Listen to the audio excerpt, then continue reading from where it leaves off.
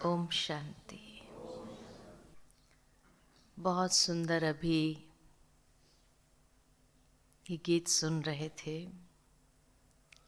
कि भगवान हमारा साथी है, और सचमुच जब हम उसको साथी बनाते हैं तो बहुत सुंदर अनुभव कर सकते हैं। ये शिकायत हमारी समाप्त हो जाती कि ईश्वर में मन नहीं लगता है, लेकिन बहुत सहज मन जुड़ जाता है, क्योंकि परमात्मा के साथ जब तक हमने कोई संबंध नहीं जोड़ा तब तक उसकी याद मुश्किल होती है। जब संबंध जुड़ जाता तो सहज हो जाता है। तो इसी तरह ईश्वर की याद सहज तभी होती जब हमारा भी उसके साथ बहुत सुंदर एक रिश्ता हो। जब रिश्ता होता तो प्यार सहज हो जाता है ईश्वर से, और ये प्रीत जब जुड़ जाती तो हर रीति से मन का भटकना बंद हो जाता। जहाँ प्रीत होती वहाँ मन चला जाता है। लेकिन इस योग को और सहज अनुभव करें हम तो उनकी अवस्थाएं क्या क्या है, कैसे पता चले हम कहाँ तक पहुँचे हैं। तो मेडिटेशन की मुख्य रूप से अगर देखा जाए तो 4 स्टेजेस है, 4 अवस्था है। उसमें सबसे पहली अवस्था जिसको हम कहते हैं एक मनन चिंतन की अवस्था या एक विचार सागर मंथन की अवस्था, जहाँ मन को योग के लिए हम प्रेरित करते हैं, आगे बढ़ने के लिए उसको कुछ न कुछ विचार देने की जरूरत है। ये प्रथम अवस्था है। कई बार कई लोग पूछते हैं कि मेडिटेशन में विचार शून्य नहीं होना है। नहीं, विचार शून्य नहीं होना है, विचार करना है। क्यों? क्योंकि मान लो कि एक नदी का बहाव हो और एक व्यक्ति आकर सोचता है कि इतना पानी वेस्ट जा रहा है, क्यों न एक दीवार बना दी जाए ताकि पानी को रोक सके हम और वो पानी का सदुपयोग कर सके। दीवार बनाना ये सॉल्यूशन नहीं है, क्योंकि एक समय आएगा कि जब वो दीवार की शक्ति से पानी की शक्ति बढ़ जाएगी और भी नुकसान करते हुए वो दीवार को तोड़ करके आगे निकलता है। ठीक इसी तरह मन के विचारों का एक बहाव है। इन विचारों के बहाव को भी अगर हमने रोकने का प्रयत्न किया, विचार शून्य होने का प्रयत्न किया, कुछ घड़ी के लिए तो हो जाएगा, लेकिन सारा दिन जब हमें कर्म योगी बनना है तो विचारों को तो नहीं रोक पाएंगे आप। और उस समय इस तरह से विचारों की गति दौड़ने लगेगी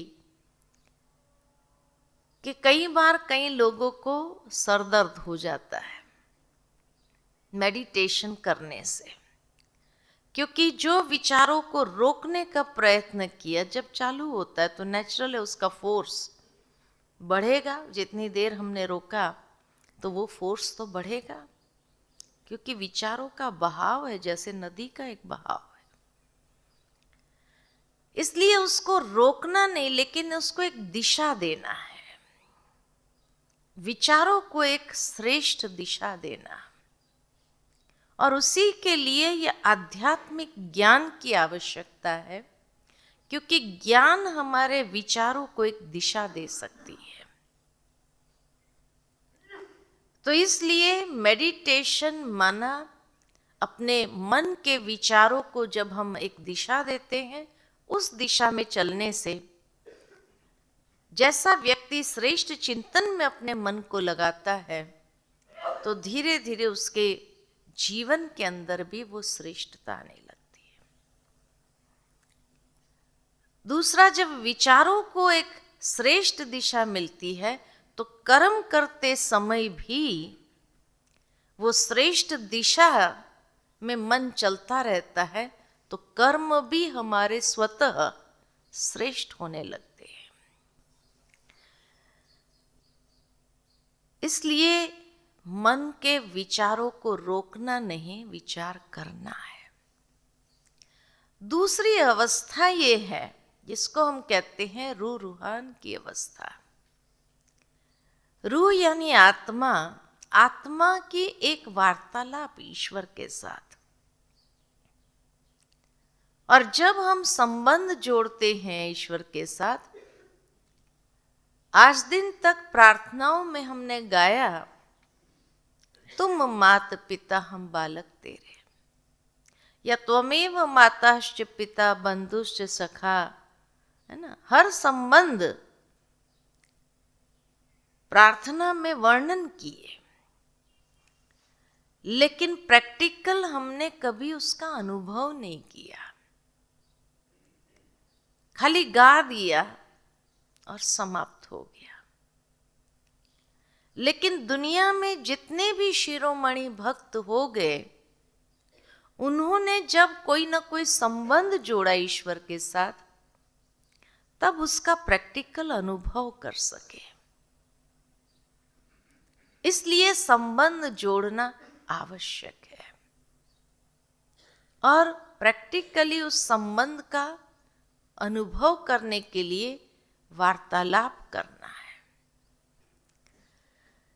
तीसरी स्टेज है इस योग की, जिसको हम कहते हैं एकाग्रता, कि जब धीरे धीरे मन एकाग्र होने लगता है उस परमात्मा स्मृति में, संबंध के आधार से जब वो प्रीत जुटती है, तो जहाँ प्यार होता है वहाँ मन समाने लगता है, खोने लगता है, मन एकाग्र हो जाता है। और चौथी स्टेज है अनुभूति की अवस्था, कि जहां हम एक अनुभव में अपने मन को समा लेते हैं। तो ये 4 स्टेजेस विशेष मेडिटेशन की है। उसमें जो प्रथम स्टेज बताई, मनन चिंतन की अवस्था या विचार सागर मंथन की अवस्था, ये स्टेज का अनुभव में क्या होता है कि आपने शास्त्रों में एक कथा सुनी होगी सागर मंथन की। और जब सागर मंथन हुआ तो कहा जाता देव और असुरों के बीच में हुआ। जब देव और असुरों के बीच में ये सागर मंथन हुआ, तो सबसे पहले क्या निकला? विष निकला। और वो विष की बदबू ऐसी थी जिस कारण देव बेहोश होने लगे। जब बहुत कम देवताएं बच गए तो कहा जाता वो सब मिलकर के शिव जी के पास गए और शिव जी से प्रार्थना की कि आप आकर के देवताओं को सुरजित करिए और ये विष पी लीजिए, क्योंकि नहीं तो अमृत कलश, अगर इस तरह देवताएं खत्म हो गए तो अमृत कलश तो फिर असुर ही निकाल करके ले जाएंगे और वो अमर हो जाएंगे। कहा जाता शिवजी ने आकर के वो विष पी लिया। सारे देवताओं को सुरजित किया, फिर वापस सागर मंथन आरंभ हुआ और फिर धीरे धीरे एक एक चीज निकलती गई और अंत में जाकर के वो अमृत कलश निकलता है जो लक्ष्मी जी ने धारण किया और देवों को पिलाया, जिससे वो अमर हो गए। ये कथा है, लेकिन वास्तव में ये मेडिटेशन की प्रथम स्टेज है, क्योंकि हमारा मन जो है वो एक सागर की तरह है। असंख्य विचार सारे दिन के अंदर, कोई घड़ी ऐसी नहीं जब मन सोचना बंद करे। कंटिन्यू विचार चलते ही रहते हैं। देखो, नदी के अंदर भी अगर आप देखेंगे तो कभी कभी पानी एकदम स्थिर हो जाता है, जो पूरा प्रतिबिंब दिखाई देता है। तालाब में भी आप प्रतिबिंब देख सकते हैं, लेकिन समुद्र में कभी भी आप प्रतिबिंब नहीं देख सकेंगे, क्योंकि कंटिन्यू लहरें चलती ही रहती है। ठीक हमारा मन भी कोई घड़ी ऐसी नहीं जो शांत हो, जब विचारों की लहरें ना हो। रात को व्यक्ति सो जाता है तो भी सबकॉन्शियस लेवल पर लहरें चलती ही रहती है। तो विचारों का सागर है, और इसीलिए जैसे समंदर के अंदर भी कंटिन्यू लहरें चलती है, कभी कभी बड़ी बड़ी लहरें उठती है, और कभी देखो तो तूफान खड़ा होता है। हमारा मन भी कुछ ऐसा ही है। छोटी छोटी लहरें यानी विचार चलते ही रहते हैं, लेकिन मन के अंदर भी कभी कभी देखो, जब तनाव हो जाता है तो बड़ी बड़ी लहरें उठने लगती है। और कभी देखो, जब मन परेशान हो जाता है तो तूफान खड़ा होता है। इसलिए मन की भेंट सागर के साथ की है। अब ये सागर मंथन जब होता है तो देव और असुरों के बीच में हुआ। हमारे अंदर देव और असुर कौन है? देव है अच्छे विचार, पॉजिटिव विचार, सकारात्मक विचार, और असुर है नेगेटिव विचार, बुरे विचार। ये नहीं कि मेडिटेशन करना शुरू करेंगे तो बुरे विचार एकदम समाप्त हो जाएंगे। नहीं, बुरे विचार भी आते हैं, वो कोई इतना जल्दी पीछा छोड़ने वाले थोड़ी है। कई जन्मों की आदत है मन को व्यर्थ सोचने की, बुरा सोचने की। तो मेडिटेशन में जब बैठते हैं हम अच्छे विचार भी उत्पन्न करते हैं, लेकिन बुरे विचार भी बीच बीच में आते हैं। इसीलिए ये देव और असुर है। अच्छे विचार देव है और बुरे विचार असुर है। तो जब ये सागर मंथन होता है तो सबसे पहले क्या निकलेगा? विष निकलेगा। हमारे भीतर विष कौन सा है? नकारात्मक विचार। कभी कभी ऐसे नकारात्मक विचार चलना आरंभ हो जाते हैं कि कई लोग सोचते पहले तो कभी ऐसे विचार नहीं है, ये मेडिटेशन में इतने नेगेटिव विचार क्यों आ रहे हैं? ये नहीं कि पहले कभी नहीं आए थे, आए थे, लेकिन उस समय हमने यही सोच करके उसको पाला कि यह विचार मनुष्य जीवन में स्वाभाविक है, तो उसको पालते गए हम। तो वो विष निकलेगा तो सही। इसलिए बुरे विचारों का विष निकलता है। लेकिन उस समय कई लोग डर जाते हैं कि शायद हमारा मेडिटेशन कभी होने वाला ही नहीं है, इसलिए छोड़ो। तो मेडिटेशन करना ही छोड़ देते। अब उससे क्या हुआ कि वो बुरे विचारों का विष तो अंदर ही रहा। नहीं, जब बुरे विचारों का विष निकलता है, अच्छे विचार बेहोश होने लगते हैं, उस समय शिव जी को याद करो और वो विष भी उसको अर्पित कर दो, वो बुरे विचार भी उसको अर्पित।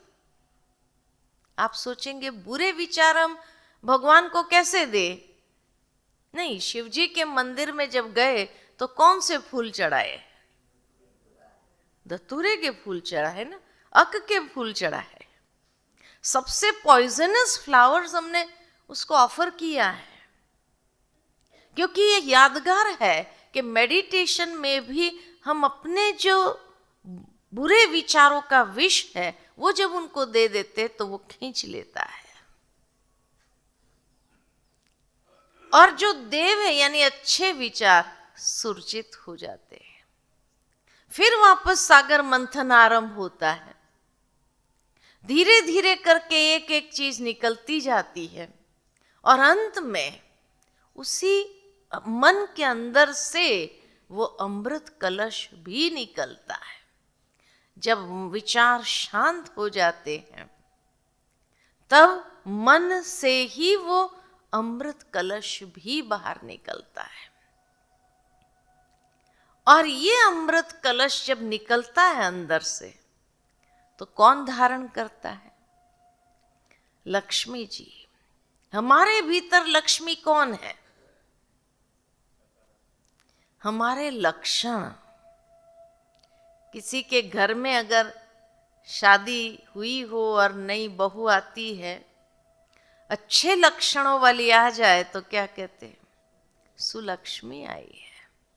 और बुरे लक्षण वाली आ जाती है तो कुलक्ष्मी। तो हमारे जीवन में लक्ष्मी कौन है? हमारे लक्षण।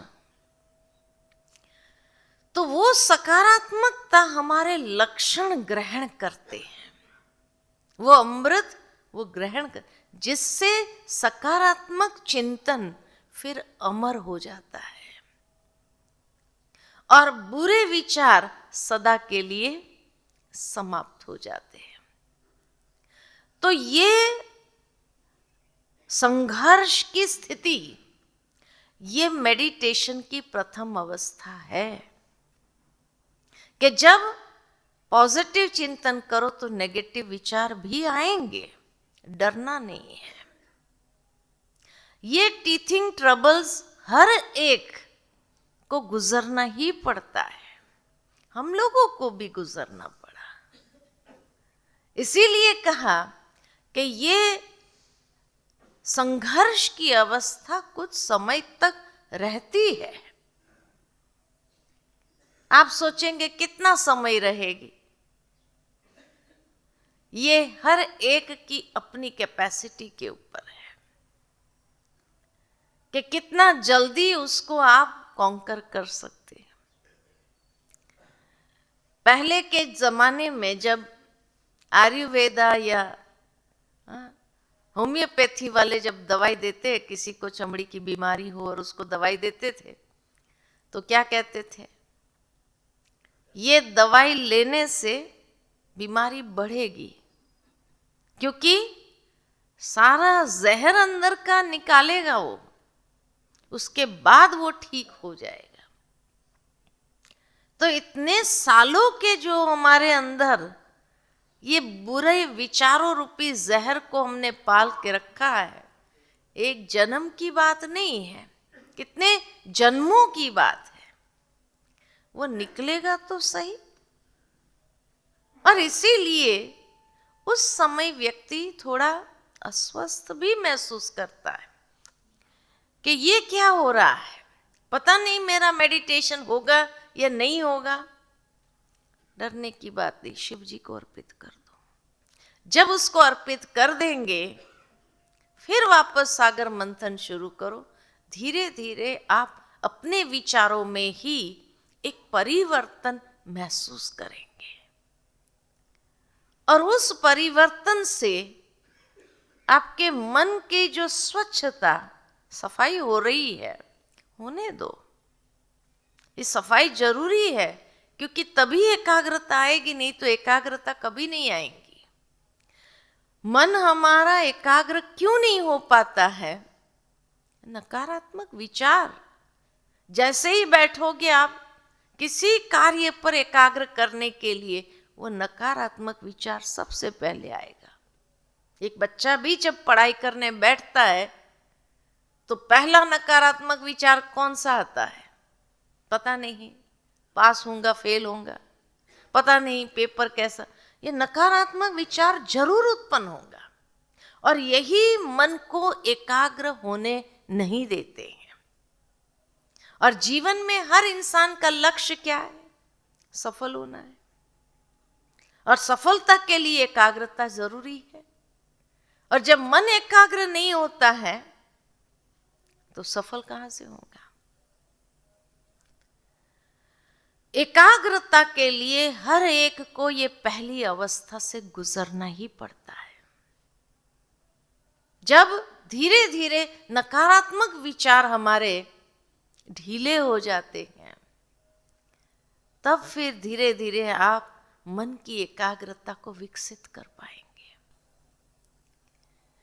क्योंकि आजकल की दुनिया के अंदर ये वातावरण नकारात्मक इतना बन गया है कि ऐसे में सिर्फ सकारात्मक विचार आए, ये संभव नहीं है, ये प्रैक्टिकली नहीं है। इसीलिए ये प्रथम अवस्था है जहां एक संघर्ष हर एक को महसूस होगा। लेकिन ये अच्छी निशानी है। जब ये संघर्ष हो रहा है तो अच्छी निशानी है ये। इसका मतलब आप मेडिटेशन में आगे बढ़ सकते हैं कि अब कम से कम आप विचारों के भेद को समझ तो पाए कि ये नेगेटिव है, ये बुरे विचार है, ये व्यर्थ विचार, ये समझ तो पाए। पहले तो समझ ही नहीं पा रहे थे। बुरा विचार करके भी मनुष्य यही समझता था, मैं तो पॉजिटिव सोच रहा हूं, है ना। इसीलिए ये भेद कर पाना ये अच्छे लक्षण है। तो ये प्रथम अवस्था से हर कोई को गुजरना ही पड़ता है। उसके बाद दूसरी अवस्था आती है जिसको हम कहते हैं रूह रूहान की अवस्था। रूह की परमात्मा के साथ एक स्नेह भरी वार्तालाप। और ये वार्तालाप के लिए संबंध जोड़ना आवश्यक है। ईश्वर के साथ हम कितने संबंध जोड़ सकते हैं? क्या कहेंगे? कितने संबंध जोड़ सकते? हाँ, कितने?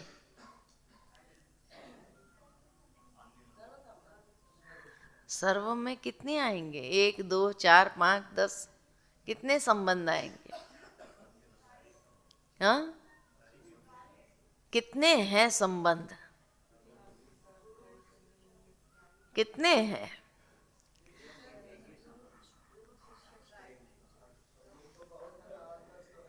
8 10 हैं।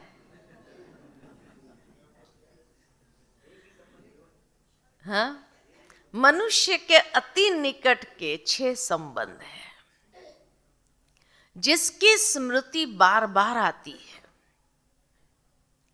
पहला संबंध है जिसमें कहते हैं माता पिता और बच्चे का, जहां परमात्मा को भी हम माता पिता के रूप में देखें और हम उसके बच्चे हैं।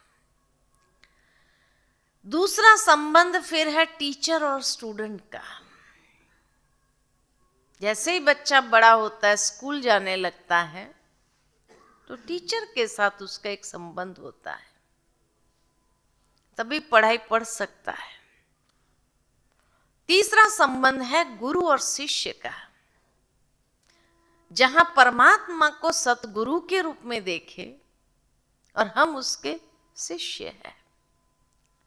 चौथा संबंध है दोस्त का संबंध।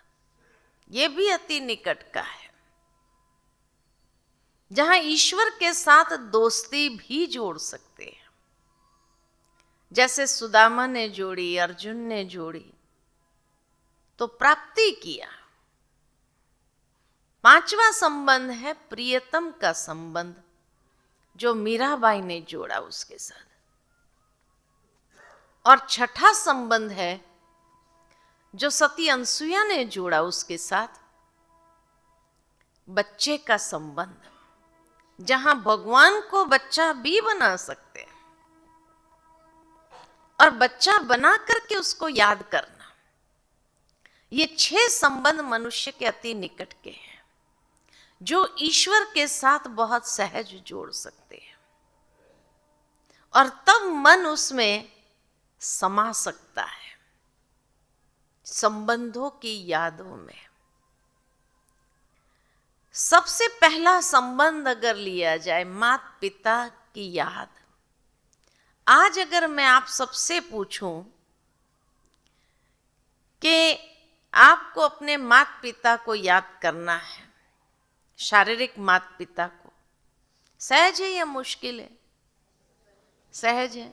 कैसे याद करते हैं, क्या सोचते हैं? माता पिता को याद करने में क्या सोचते हैं? बहुत प्यार दिया, और हाँ, क्या किया? पालन करके बड़ा किया, पालना देकर बड़ा किया। और विचार क्या चलते हैं? बस यही, उन्होंने बहुत प्यार दिया, उन्होंने पालना किया, हमारी बड़ा किया, बस। फिर अच्छे संस्कार दिए, और सुरक्षा की भावना आती है, और हाँ, क्या आता है? चित्र आता है, माता पिता का चेहरा सामने आ जाता है, और अच्छा,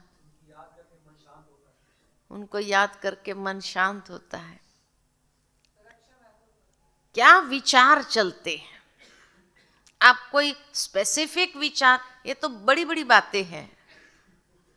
माता पिता को जब याद करते हैं तो ऐसी बड़ी बड़ी बातें नहीं याद करते हैं। ये हम समझते हैं कि उन्होंने अच्छे संस्कार दिया, पालना किया, ये समझते हैं, लेकिन जब याद करते तो क्या विचार चलते? देखो, सहज है लेकिन मालूम नहीं है कि क्या सोचते हैं। हाँ, अच्छा लगने लगता है, खुशी होने लगती है, लेकिन क्या विचार चलते हैं? देखो, आप कभी भी छोटे बच्चों की आपस में बातें सुनो, क्या बातें करते हैं। एक बच्चा अपने दोस्त से कहता है, मेरी मम्मी मुझे बहुत प्यार करती है और मेरे लिए ये खिलौना लेके आई। तो दूसरा बच्चा उस वक्त शांत नहीं रहता है, वो क्या कहता है? मेरी मम्मी भी मुझे बहुत प्यार करती है, मेरे लिए लाने वाली है ना? फिर घर जाकर के वो बच्चा डिमांड करता है, मुझे चाहिए, मुझे चाहिए, ये खिलौना चाहिए, क्योंकि उसको दूसरे दिन अपने दोस्त को दिखाना है कि मेरी मम्मी भी मुझे कितना प्यार करती है, या मेरा पापा मुझे कितना प्यार करता है। उसको वो खिलौने की कोई आवश्यकता नहीं है, सिर्फ दिखाना है। तो माँ बाप क्या कहते हैं? रोज नहीं डिमांड तेरी, क्या जरूरत है इसकी, ये बताओ क्या जरूरत है? उसने कहा नहीं, मुझे चाहिए। भाई क्या जरूरत है, लेकिन क्यों पैसा खर्च करना। और कई बार माता पिता उसकी ये भावना को नहीं समझ पाते हैं कि वो उसके दोस्त को दिखाना चाहता है, ये भावना वो व्यक्त नहीं कर पाता है और ना समझ पाते हैं, तो माता पिता के एक थप्पड़ मारते हैं, रोज नई डिमांड तेरी। अब वो थप्पड़ किसको लगा? उसकी भावना को चोट लगती है और उसको लगता है कि मेरे दोस्त के मम्मी पापा उसको प्यार करते हैं, मेरे मम्मी पापा मुझे प्यार नहीं करते हैं। वहां से फिर धीरे धीरे भले दूसरे दिन आप उससे भी बढ़िया चीज ला करके दो, लेकिन वो चीज उसको नहीं चाहिए थी, फेंक देगा वो उठा करके, नहीं चाहिए मुझे। क्योंकि दूसरे दिन जैसे ही वो स्कूल जाता है और उसका दोस्त पूछता है, लाई तेरी मम्मी लाई, क्या कहेगा? वो चुप हो जाता है और फिर शायद कह भी देता है कि मेरी मम्मी तो मुझे नहीं प्यार करती है। और वो चीज उसके अंदर घर कर जाती है और तब उसको धीरे धीरे अपने माता पिता के प्रति भी एक दूरी क्रिएट होती है और उस प्यार को ढूंढने का वो प्रयास कहीं और करता है। कहने का भावार्थ, आपको नहीं लाके देना है तो भी थप्पड़ मत मारो, उसकी भावना को समझने का प्रयत्न करो। वो छोटी छोटी चीजों से ही अपने माता पिता का प्यार व्यक्त कर रहा है। उसको अगर नहीं ला कर देना है तो भी ये कहो कि हम शहर जाएंगे, इससे भी बढ़िया चीज आई है। वो चीज तो कुछ नहीं है, ऑटोमेटिक आई, हम वो लेके आएंगे ना। तुम अपने दोस्त को दिखाना, अच्छे से दिखाना, उसको खुशी होती है। दूसरे दिन कहेंगे मेरे पापा ने कहा मेरे को, हम उससे भी बढ़िया चीज शहर में आई, वो लाने वाले हैं। जब शहर जाएंगे ना तब लेके आएंगे। अपने दोस्त के सामने दिखा तो सकता है वो, फिर दूसरे दिन से तो भूल ही जाना है उसको। नहीं लाके देना है तो भी आप थप्पड़ मत मारो, उसका माइंड डाइवर्ट कर लो। तो माता पिता के को याद करने का आधार है उनके सद्गुण, उनके प्यार को भी कैसे महसूस किया, उन गुणों द्वारा। कि मेरे लिए बाद में जैसे बड़े होते हैं तो महसूस करते बच्चे कि मेरे लिए इतना सहन किया था, मेरे लिए इतना उन्होंने संघर्ष किया था, मेरे लिए उन्होंने, तो उनके सद्गुणों के आधार पर याद होती है। एक एक गुण को लेकर के याद करते हैं कि किस तरह हमें भी उन सद्गुणों के माध्यम से हमारी परवरिश की। तो माता पिता की याद में हमेशा गुण आते हैं, उनके गुण सामने आते हैं। तो परमात्मा तो गुणों में अनंत है, उनको याद करने के लिए सहज है ये मुश्किल होगा ना। परमात्मा को भी सद्गुणों के आधार पर याद कर सकते हैं और बहुत सुंदर महसूसता होगी। एक कहानी याद आती है मुझे कि एक बार एक व्यक्ति को स्वप्न आता है और उस स्वप्न में वो अपनी जीवन यात्रा को देखता है। ऐसा महसूस करता है जैसे समंदर किनारे किनारे चल रहा है, और ध्यान से देखता है तो उसको पैरों के निशान दिखाई देते हैं। कहीं कहीं 4 पैरों के निशान थे, कहीं कहीं 2 पैरों के निशान थे। और ध्यान से देखता है तो जब उसके जीवन के सुख भरे दिन थे तो उसको 4 निशान दिखाई दिए, और जब उसके जीवन के दुख भरे दिन थे तो सिर्फ 2 निशान दिखाई दिए। तो मन ही मन भगवान से बात करता है कि हे प्रभु, ये क्या देख रहा हूं मैं? मेरे सुख भरे दिन में तो तुम मेरे साथ साथ चलते रहे। ये दो तेरे पैरों के निशान, दो मेरे पैरों के निशान। लेकिन मेरे दुख भरे दिन में, कष्टों भरे दिन में, जब मुझे तेरी सबसे ज्यादा आवश्यकता थी, तब तुम मुझे छोड़ के कहां चले गए थे? ये सिर्फ दो निशान क्यों दिखाई दे रहे हैं? तो भगवान मुस्कुराकर कहते हैं कि नहीं बेटा, तब भी मैं तेरे साथ था। तेरे सुख भरे दिन में तेरी अंगुली पकड़ के चल रहा था, इसीलिए तुझे चार निशान दिखाई दिए, दो तेरे दो मेरे। लेकिन तेरे दुख भरे दिन में, कष्टों भरे दिन में, तेरा कष्ट मुझसे भी सहा नहीं गया, तो मैं तुझे चलने का और कष्ट देना नहीं चाहता था, इसलिए तुझे अपनी बाहों में उठा लिया था। ये दो निशान जो दिखाई देते ना, तेरे नहीं मेरे है। ये है ईश्वर का प्यार, ये है ईश्वर का प्यार। अगर हम भी अपनी जीवन यात्रा में पीछे मुड़ करके देखें कि जब भी जीवन में कोई कष्ट आया, दुख आया, दर्द आया, उस परिस्थिति में पार होने की शक्ति कहां से मिली? अदृश्य रूप में वो शक्ति देता था, जैसे उसने अपनी बाहों में उठा लिया था, तभी वो परिस्थिति को पार कर गए, नहीं तो टूट जाते थे। इतनी हिम्मत नहीं थी जो अकेले चल पाते थे। तो जीवन की यात्रा में जब सुख भरे दिन होते, तब तो वो भी अंगुली पकड़ के ही चलता है, लेकिन हमारे कष्टों भरे दिन में दुख भरे दिन में वो उठा लेता है, यानी अदृश्य रूप में शक्ति देता है। दुनिया के लोग आएंगे, सहानुभूति के कुछ शब्द बोलकर चले जाएंगे, शक्ति नहीं दे सकते।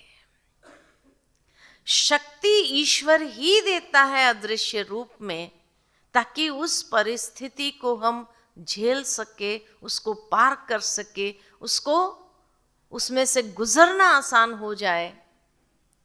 जब बाद में मुड़कर देखते हैं कि इतनी बड़ी परीक्षा थी, मैं अपनी शक्ति से तो पार नहीं कर सकता। ये है ईश्वर का माता पिता के रूप में प्यार। महसूस करके देखो, ये महसूस करने की बात है कि कोई व्यक्ति हमें इतनी शक्ति प्रदान नहीं कर सकता है जितनी परमात्मा हमें शक्ति देता है। इसलिए कहा कि ईश्वर के गुणों को लेकर के याद करना सहज हो जाता है। वो माता पिता की याद है, जिससे हमारी परवरिश हो रही है। हमारे अंदर भी अनुभव की सीख बढ़ती जा रही है।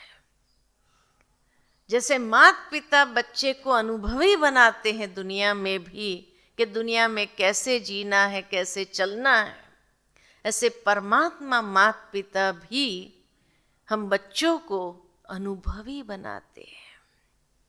मैच्योरिटी तभी हमारे अंदर आती है और जीवन की हर परिस्थिति को पार करने की शक्ति और हिम्मत हमें प्राप्त होती है। दूसरा संबंध है, जैसे बच्चा बड़ा होता है, स्कूल जाने लगता है, टीचर को कैसे याद करेगा? टीचर को कैसे याद करेगा? हाँ, टीचर को कैसे याद करेगा? बच्चा जब स्कूल से घर आता है ना, तो उसकी किसकी बातें चलती है? टीचर की बातें चलती है। आज मेरे टीचर ने ये पढ़ाया, आज मेरे टीचर ने ऐसे कहा, मैं अपने टीचर का फेवरेट स्टूडेंट हूँ, मेरे को ये दिया, ये गिफ्ट दिया, ये चॉकलेट दिया। यही बातें चलती टीचर की। आते ही बच्चा देखो आप टीचर की बातें शुरू कर, और माता पिता को टीचर में कोई इंटरेस्ट नहीं होता है, तो क्या कहते हैं? बंद कर बातें। जब देखो तब टीचर की बातें चालू हो जाती है। अब जैसे ही हम उसको कहते हैं बंद कर ये बातें सारी, बेकार की बातें करता रहता है सारा दिन, टीचर टीचर टीचर। अब क्या हुआ, बच्चे को लगता है टीचर का कोई इंपॉर्टेंस तो है नहीं, मेरे माना टीचर का ही कोई इंपॉर्टेंस नहीं है। अब जैसे ही उसका टीचर से वो भाव टूटा, पढ़ेगा वो बच्चा, कभी पढ़ेगा? पढ़ने के लिए टीचर के प्रति भाव जरूरी है। जब तक उसका भाव नहीं है टीचर के प्रति, वो पढ़ नहीं सकता है। इसलिए बचपन में तो होशियार था, लेकिन जैसे उसका वो टीचर के प्रति भाव टूटता है, वहां से उसकी पढ़ाई में क्या होता है, नीचे गिरावट आना शुरू होती है। तो इसीलिए आप अपने बच्चे को अगर पढ़ाना ही चाहते हैं तो उसके टीचर के प्रति भाव तोड़ो नहीं, जोड़ो और बढ़ाओ। जितना उसका ये भाव बढ़ेगा उतना वो पढ़ पाएगा, नहीं तो नहीं पढ़ सकता है। अब परमात्मा जो टीचर है, परम शिक्षक है, उसका पढ़ाने का तरीका भी अपना है। वो कैसे पाठ पढ़ाते हैं? ईश्वर हमें पाठ कैसे पढ़ाते हैं? प्रैक्टिकल पाठ पढ़ाते हैं। जीवन के अंदर जो समस्याएं आती है, जो परिस्थितियां आती है, ये परिस्थितियां, समस्या भी हमें कुछ न कुछ पाठ पढ़ाना चाहती है। और जैसे दुनिया के अंदर जो बच्चा टीचर का फेवरेट होता है, तो टीचर उसको इतना प्यार करता है कि ये स्टूडेंट मेरा फेल नहीं होना चाहिए। उसके लिए क्या करेगा? एक्स्ट्रा प्रैक्टिस कराएगा, एक्स्ट्रा प्रैक्टिस देगा। हाँ?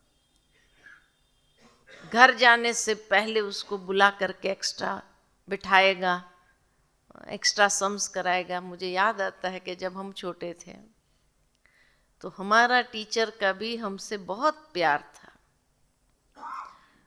मैथमेटिक्स पढ़ाते थे, वो देख नहीं सकते थे अगर कोई गलती हम करते थे तो। एग्जामिनेशन में जब राउंड लगाने निकलते थे, यूनिट टेस्ट भी होती थी, राउंड लगाने जब जाते थे, देखते थे, खास आकर खड़े रहते थे हमारे बेंच के पास। और जैसे ही वो खड़े रहते थे हम कॉन्शियस हो जाते, गलती हो ही जाती थी। गलती हो जाती थी ना, उनको देखा नहीं जाता, चले जाते थे वहां से। और फिर उसके बाद जैसे ही क्लास पूरा हो गया, घर जाने कहते इधर आओ, बैठ, इधर बैठ। और तब तक उन्होंने लिख करके रखा होता था कुछ सम्स उसी तरह के, ये सारे सॉल्व करके फिर घर जाना है तुझे। इतनी छोटी गलतियां करते, फाइनल एग्जाम में क्या करेंगे? तो बिठाते थे हमें बड़ा गुस्सा आता था कि सारे लोग जा रहे हैं, हमें क्यों यहां बिठाया जा रहा है। लेकिन हम उनके प्यार को समझ नहीं पाते थे। लेकिन जब फाइनल एग्जाम में हमारा सबसे ज्यादा मार्क आए, उस वक्त जो खुशी उनके चेहरे पर थी, इतनी प्रैक्टिस कराई थी कि कहीं भी कोई मार्जिन नहीं होती थी फेल होने की।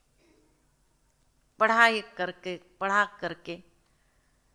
ठीक इसी तरह प्रैक्टिकल जीवन में भी परमात्मा जब परम शिक्षक बन जाता है तो वो नहीं चाहता है कि ये बच्चा फेल हो, इसलिए परिस्थिति की एक्स्ट्रा प्रैक्टिस देते हैं। तो मनुष्य भी जब ईश्वर के प्यार को समझ नहीं पाते तो क्या कहते हैं, बार बार भगवान मेरे सामने ये परिस्थिति क्यों लाते हैं, बार बार मेरे सामने ऐसी बात क्यों होती है? क्योंकि शायद हम उसी में कच्चे हैं। इसीलिए भगवान भी हमें पक्का कराने के लिए वो परिस्थिति बार बार हमारे सामने जब आती है तो उसको बार बार सुलझाते हुए हम एक्सपर्ट तो हो जाएंगे। और जब एक्सपर्ट हो जाते तो फाइनल एग्जाम में क्या होगा? पास ही हो जाएंगे। तो इसीलिए परमात्मा का पढ़ाने का तरीका अपना है। अपसेट नहीं होना है। कोई परिस्थिति बार बार आती है तो समझो वो हमें एक्स्ट्रा प्रैक्टिस दे रहा है। फिर तीसरा संबंध है जिसको कहे गुरु और शिष्य का संबंध। शिष्य के मन के अंदर हमेशा अपने गुरु के प्रति जो भावना होती है, उस भावना में क्या होता है कि मैं गुरु के आशीर्वाद का पात्र बनूं, इसका आशीर्वाद इतना मेरे पर हो कि मेरा जीवन इतना सरल सुंदर हो जाए। यही भाव होता है ना गुरु के सामने जब जाते हैं तब।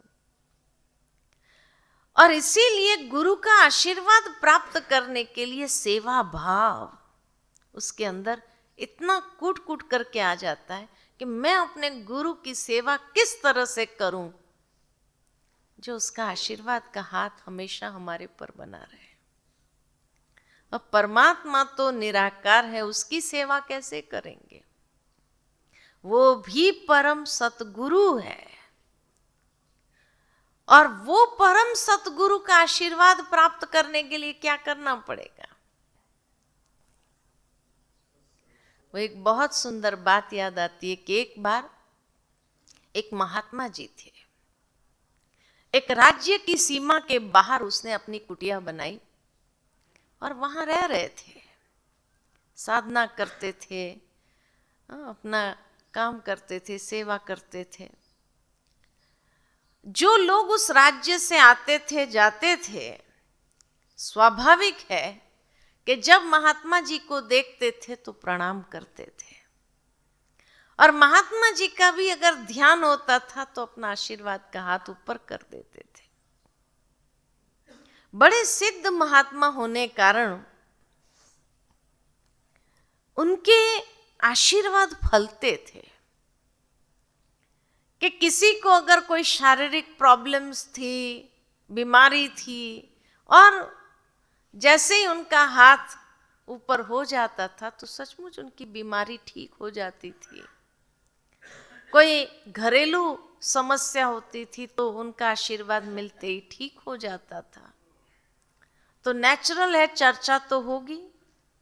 तो जो लोग आते थे तो समाज में धीरे धीरे बात चालू हो गई कि राज्य की सीमा के बाहर जो महात्मा जी रहते बड़े सिद्ध है, उनका आशीर्वाद किसी को भी मिल जाता है ना, बस उनके वो सारे प्रॉब्लम्स दूर होने लगते हैं। लोग खास जाने लगे, घंटों इंतजार करते थे कि महात्मा जी कब साधना से उठे, उनकी आंखें खुले और उनका आशीर्वाद मिले। धीरे धीरे ये बात आग की तरह सारे समाज के अंदर फैली। तो फैलते फैलते राजा के कान तक भी चली गई। राजा को भी मालूम पड़ा कि भाई राज्य की सीमा के बाहर एक महात्मा जी रहते हैं जो सिद्ध है। अब उस राज्य का राजा जो था थोड़ा लालची था, तो उसको लगा कि ऐसा महात्मा जी बाहर क्यों रह रहे हैं, वो तो अंदर आके रहना चाहिए, लोगों की समस्याएं दूर करेंगे, लोग हमारे पास कम आएंगे, हमें कुछ करने की आवश्यकता नहीं पड़ेगी और ही कर ज्यादा देंगे फिर। तो इसलिए जो है राजा ने अपने मंत्री से कहा कि आप जाइए और महात्मा जी से कहिए कि आप राज्य की सीमा के बाहर क्यों रह रहे, अंदर आके रहिए, और उसके लिए आपको जो भूमि चाहिए, जितनी भूमि चाहिए, हम देने के लिए तैयार हैं। और उस भूमि पर आश्रम बनाने के लिए भी जो सोना मोहर चाहिए वो भी हम देने के लिए तैयार हैं।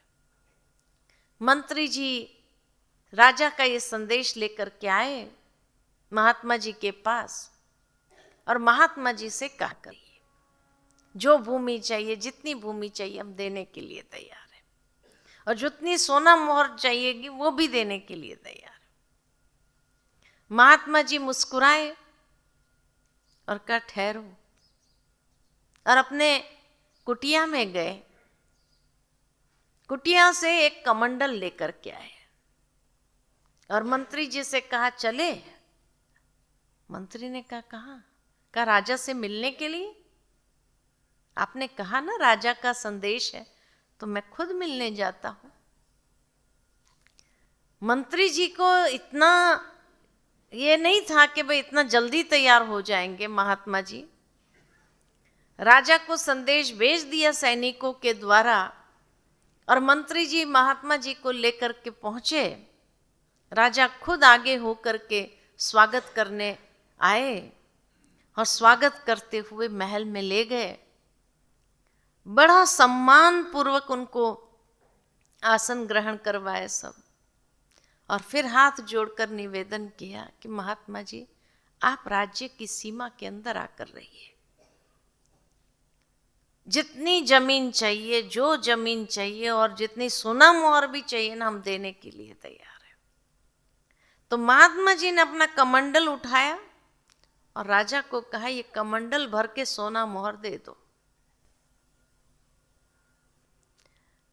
राजा ने जैसे कमंडल उठाया तो इतना गंदा था कमंडल, बांस आ रही थी, पता नहीं क्या था, जाले लगे हुए थे, सफाई नहीं थी। तो राजा ने अपने दास दासियों से कहा कि आप ये कमंडल साफ करके ले आइए, अच्छी तरह से साफ कर लो। कमंडल साफ करके फिर अच्छी तरह से उसने अपने सिल्क के कपड़े से पोंछ करके फिर उसके अंदर सोना मोहर भरी और महात्मा जी को दिया। सोचा अभी इतना सोना मोहर दिया है तो महात्मा जी तो आशीर्वाद बरसाएंगे, लेकिन महात्मा जी मौन हो गए, कुछ नहीं बोले। राजा को बड़ा आश्चर्य लगा, इतनी सोना मोहर देने के बाद भी कोई आशीर्वाद ही नहीं निकल रहे। तो राजा ने कहा कि महात्मा जी आपके आशीर्वाद प्राप्त हो जाए। फिर भी महात्मा जी मौन रहे। दोबारा कहा कि महात्मन आपकी कृपा वृष्टि हो जाए। तो उस समय महात्मा जी ने कहा पहले पात्र साफ करो। कहा मैं समझा नहीं। तो कहा जिस तरह ये कमंडल गंदा था, आपने गंदे पात्र में सोना मोहर नहीं डाली, पात्र साफ करवाया। ठीक इसी तरह आशीर्वाद भी इतना कीमती होता है, उसको प्राप्त करने के लिए मन का पात्र साफ करो। जब मन शुद्ध होगा, स्वच्छ होगा, तो अपने आप आशीर्वाद की वृष्टि होने लगेगी। तो परमात्मा परम सतगुरु है, उसके आशीर्वाद को प्राप्त करने के लिए भी मन का पात्र साफ करो। जितना मन शुद्ध साफ होगा, परमात्मा के भी आशीर्वाद की वृष्टि होने लगेगी। ईश्वर उसी पर ही तो प्रसन्न होता है जिसका मन का पात्र शुद्ध और स्वच्छ होता है। तो परमात्मा का आशीर्वाद प्राप्त करने का यही तरीका है कि ऐसे निस्वार्थ भाव से हम सेवा करें, शुद्ध भावना के साथ जीवन में आगे बढ़े, तो अपने आप ईश्वर का आशीर्वाद बरसने लगता है। चौथा संबंध है दोस्त का। भगवान को भी अपना दोस्त बना करके तो देखो। खुदा दोस्त की बहुत सारी कहानियां हैं कि जिसने खुदा के साथ दोस्ती जोड़ दी, उसका तो कहना ही क्या है ना। तो इसीलिए सुदामा की बात याद आती है कि सुदामा की जब दोस्ती थी बचपन से श्री कृष्ण के साथ, तो उस दोस्ती में वफादारी चाहिए। कहा जाता है कि श्री कृष्ण और सुदामा बचपन में जब थे तो उसकी माँ ने चने दिए थे कि तुम जंगल में जब जाते हो लकड़ी उठाने के लिए, तो भूख लगती है, बच्चे हैं, तो ये चने ले जा। तो गिनती के 40 चने दिए थे उसकी माँ ने। 20 कहा 20 चने तेरे हैं, 20 चने कृष्ण के हैं। सुदामा भी कहा ठीक है, और वो 40 चने लेकर के चला। अब उस दिन जब जंगल में जाना था लकड़ी काटने के लिए, लकड़ी काटने के बाद, इकट्ठी करने के बाद जब वापस लौट रहे थे तो कृष्ण ने कहा बड़े थक गए हैं, थोड़ी देर आराम कर लेते हैं। सुदामा ने कहा ठीक है, सो जा तुम। अब उसको भूख लगी थी, अब अपने 20 चने तो खा गया। वो दूसरे जो 20 चने कृष्ण के लिए दिए थे, तो उसने सोचा भी कृष्ण तो सो गया। भूख इतनी लगी थी कि कृष्ण को क्या पता चलेगा, मेरी माँ ने उसके 20 चने भी दिए थे मेरे को। और धीरे धीरे करके, एक एक करके वो 20 चने भी खा गया। तब कहा जाता है कि उसके जीवन में जो इतने साल की दरिद्रता थी, 20 साल की दरिद्रता थी, और ये 20 साल दरिद्रता इसीलिए भोगी उसने कि एक एक चने का एक एक साल हिसाब था। कर्मों की गुह्य गति समझो कि ईश्वर के उसमें से हिस्से में से कोई इंसान जब चोरी करता है तो ये मत समझो कि ईश्वर को पता नहीं चलता है। इसलिए 20 साल तक वो उसके बाद मिलने नहीं जा सका, और 20 साल जैसे कंप्लीट हुए उसके बाद उसकी पत्नी ने कहा, रे जाओ तो सही द्वारकाधीश के पास, और ये चावल मुट्ठी लेकर के जाओ। पोहे लेकर के गया।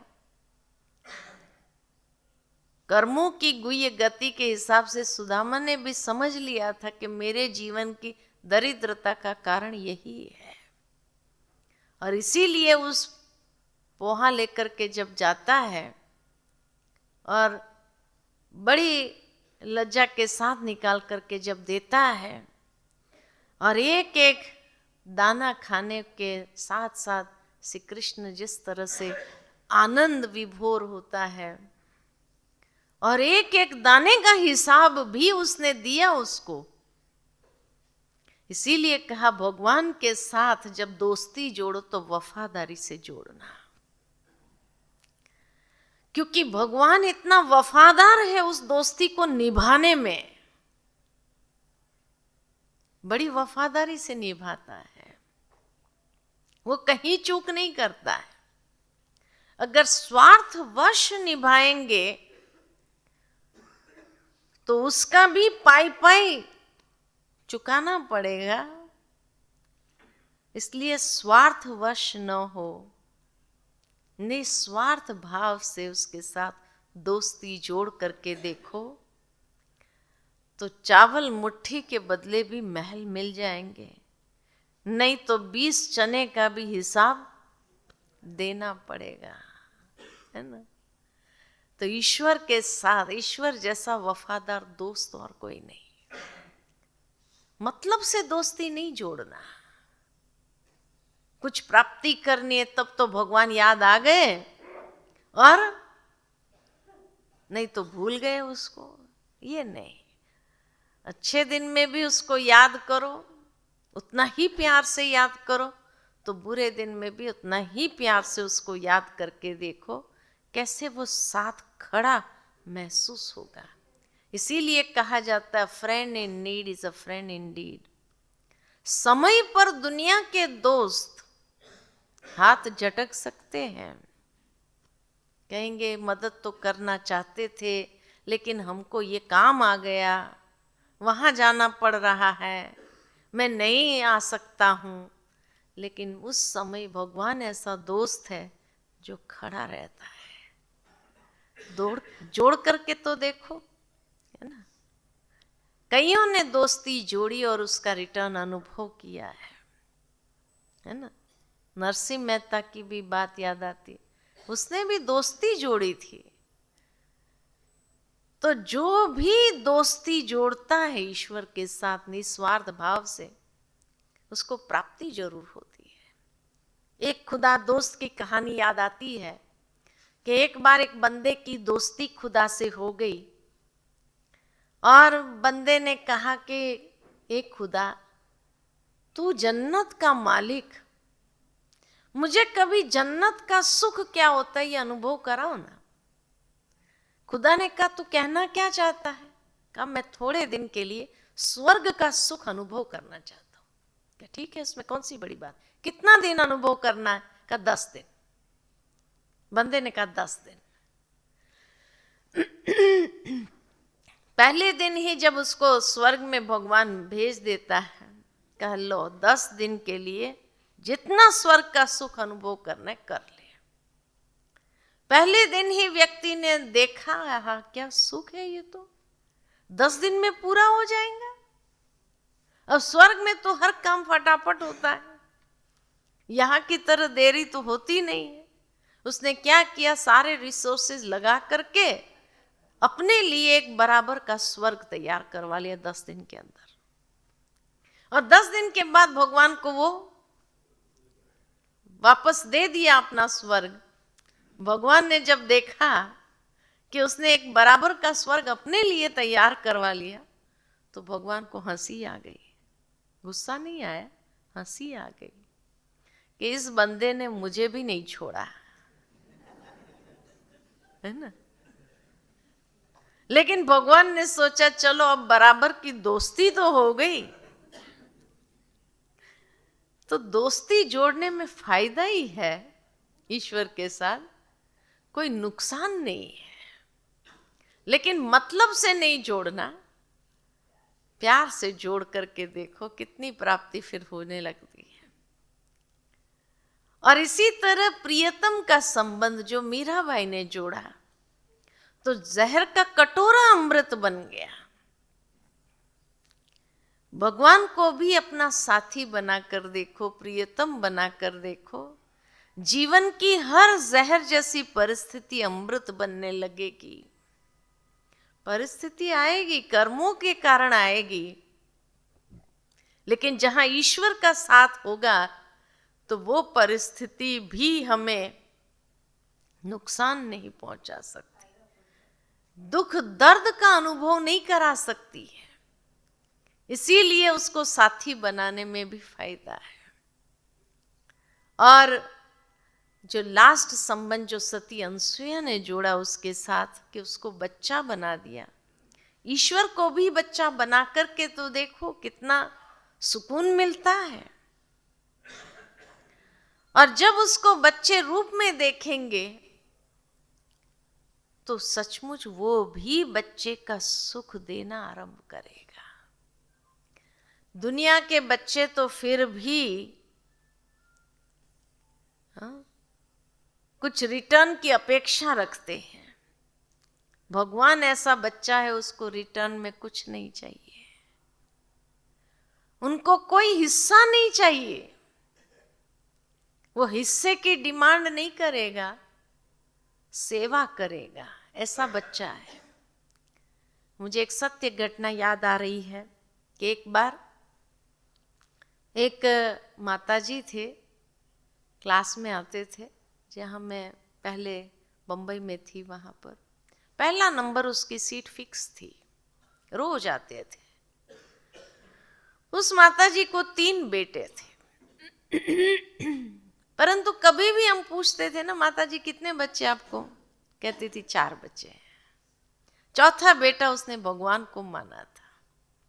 जो कुछ लाती करती थी 4 हिस्सा करती थी।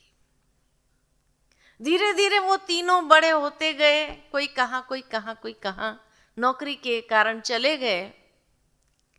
लेकिन फिर भी माताजी अकेली रहती थी, खुश रहती थी, बहुत खुश रहती थी। उसको यही खुशी थी, चौथा बेटा मेरे साथ है। बड़ी खुश रहती थी और रोज क्लास में आ जाती थी। एक दिन वो क्लास में आई नहीं। अब जो रोज आता है, नहीं आवे तो जरूर है उसके प्रति ध्यान तो जाएगा कि आज माता जी की सीट खाली रह गई, आखिर माता जी आई क्यों नहीं, अकेली रहती है, पता नहीं तबीयत ठीक है नहीं है। तो हमने सोचा क्लास के बाद उसको मिल के आते हैं, देख के आते क्या हुआ। जैसे ही हम निकलने लगे क्लास के बाद तो देखा वो सामने से आ रही है। तो जब आई हमने कहा माता जी आज सवेरे नहीं आए, इस समय आए। तो कहने लगे नहीं, आज घर में मैं अपने बेटे के साथ बैठी थी। हमने सोचा आया होगा कोई 3 में से एक। पूछा कौन सा वाला आया? अरे उनको कहाँ फुर्सत है आने की, वो तो अपनी गृहस्थी अपने कारोबार में इतने व्यस्त हैं, यहाँ कहाँ आएंगे अभी। तो मैंने कहा फिर? कहा बस चौथे बेटे के साथ बैठी थी। मैंने कहा क्या हो गया?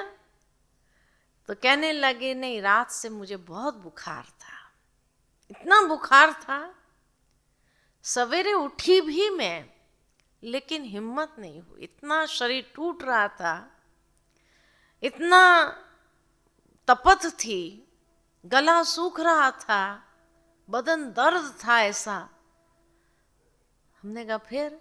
कहा बस सोचा मैं पानी पीऊं, गला सूख रहा है, लेकिन हिम्मत नहीं हुई कि किचन तक भी जाकर के पानी पीऊं मैं। हमने कहा फिर? कहा फिर क्या? उसको कहा 1 गिलास पानी नहीं देगा क्या? इतना गला सूख रहा है। उससे बातें करती रहती थी, वो उसके लिए बनाती थी, भोग बनाती थी, खुद भी खाती थी, भगवान को भी खिलाती थी। तो हमने कहा फिर क्या हुआ? तो कहा बस कोई आया थोड़ी, लेकिन जो गला सूख रहा था ना गीला हो गया, और ऐसा हुआ लगा जैसे मैंने पानी पिया। हमने कहा फिर? कहा फिर क्या? फिर सो गई। जब सो गई तो ऐसा लगा कोई पैर दबा रहा है, देखती हूँ कोई है नहीं, लेकिन बराबर महसूस आ रही थी जैसे इतना अच्छा पैर दबा रहा है। उसके बाद लगा जैसे कोई सर ऐसे दबाने लगा, उतने में नींद लग गई। जब नींद से उठी, 2 घंटा अच्छे से नींद आई। नींद से जब उठी तो देखती हूँ न बुखार है, न बदन दर्द कर रहा था वो भी नहीं है, कुछ भी नहीं है। ऐसी ताकत आ गई, मैं तैयार होकर पहुंच गई। कहीं चौथा बेटा तो ऐसा है बिना गोली टिकी दिए ठीक कर देता है, इतनी सेवा करता है। इतनी खुश थी, इतनी खुश थी कि आज भगवान ने मेरे पैर दबाए, मेरा सर दबाया, मेरा बुखार दर्द दूर कर दिया। इतनी सेवा तो बोले वो बच्चे भी नहीं करते हैं, वो तो आते ही नहीं, फुर्सत ही नहीं उनकी। भगवान को बच्चा बना करके देखो, कितना सुख देने लगता है, कितना प्यार करता है, कितनी सेवा करेगा। बना करके तो देखो, वो हिस्सा मांगने वाला नहीं है आपसे। तो ये 6 संबंध मनुष्य के अति निकट के हैं। ईश्वर के साथ जो संबंध जोड़ना चाहो जोड़ सकते हैं।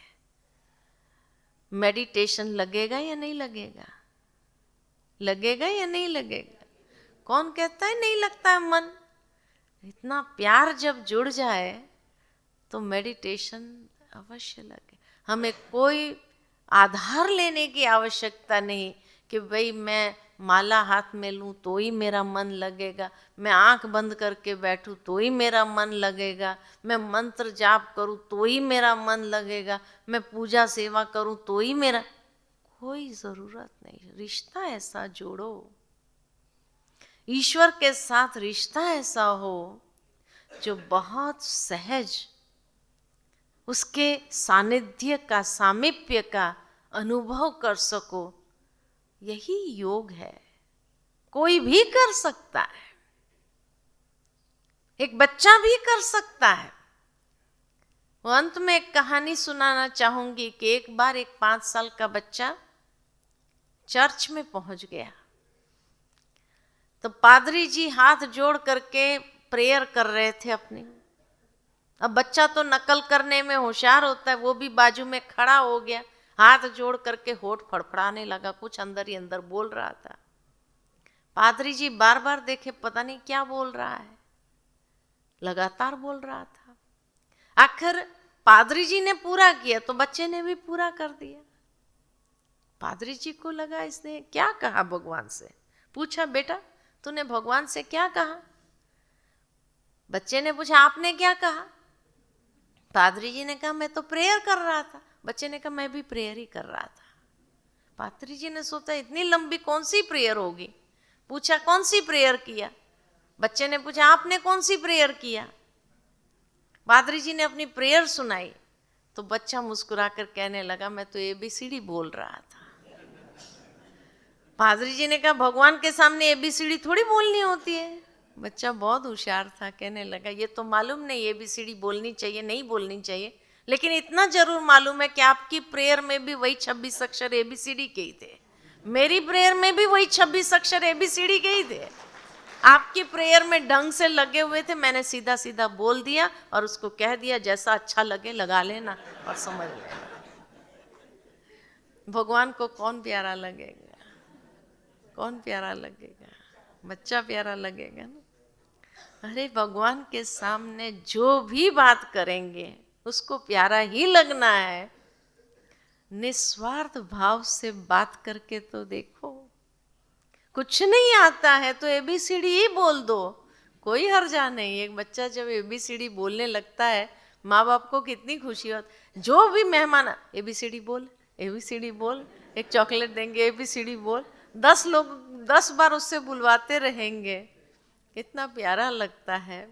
तो भगवान को भी ऐसे बच्चे बहुत प्यारे लगते हैं जो अपने मीठी बोली के द्वारा निस्वार्थ भाव से जो भी बात करेंगे उनको प्यारा ही लगना है। तो मेडिटेशन सहज है या मुश्किल है? हाँ सहज है ना, एकदम सहज है। ठीक है तो फिर चले मेडिटेशन करें। हाँ तो परमात्मा के साथ प्यार भरा संबंध जोड़ करके अति मीठी संबंध के आधार पर उसके साथ बातें करें।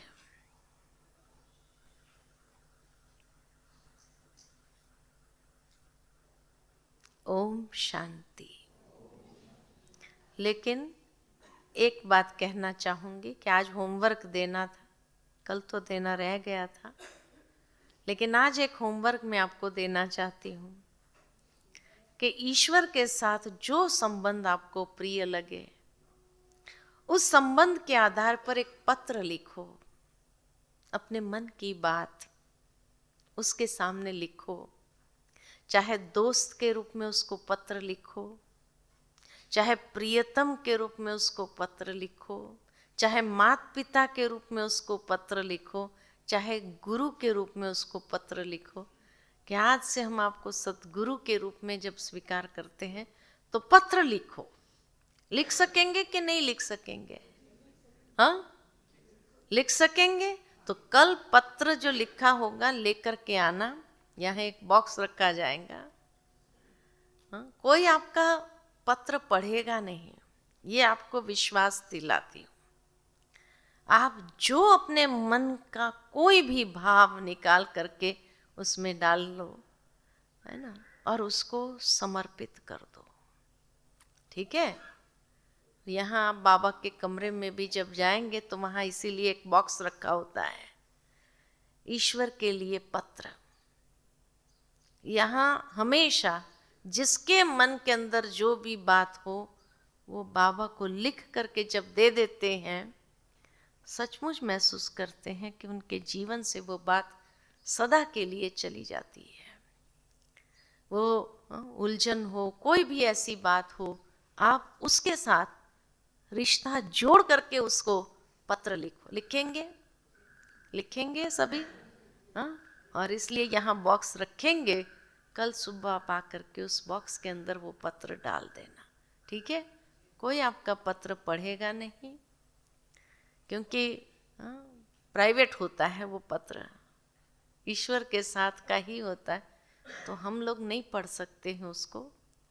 और इसीलिए जब हम लोग नहीं पढ़ते हैं, ये आपको विश्वास दिलाते, आप जो अपने मन की बात लिखना चाहो उसके साथ में बातचीत करते हुए आप लिख दो। ठीक है? लिखेंगे आज सारा दिन ईश्वर को पत्र लिखने का कार्य आपको देते होमवर्क के लिए।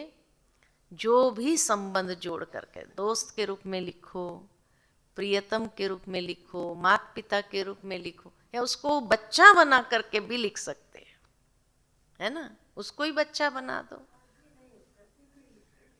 प्रतिदिन लिखो, बहुत अच्छी बात है। आज लिख करके देखो कितना अच्छा लगता है।